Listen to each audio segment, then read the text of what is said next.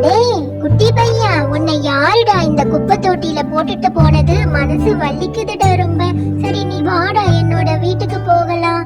டேய், நீ டர்ட்டியான குப்பை தொட்டியில இருந்து வந்திருக்க. ஃபர்ஸ்ட் உன்னை நான் குளிக்க வைக்கிறேன். எவ்வளவு அழகா இருக்கடா நீ. பவுடர் எல்லாம் போட்டுக்கடா, நல்லா வாசமா இருப்ப. நான் உனக்கு புது ட்ரெஸ் எல்லாம் போட்டு விடுறேன். டேய் மாடு நண்பா, நீ நல்லா இருக்கியாடா?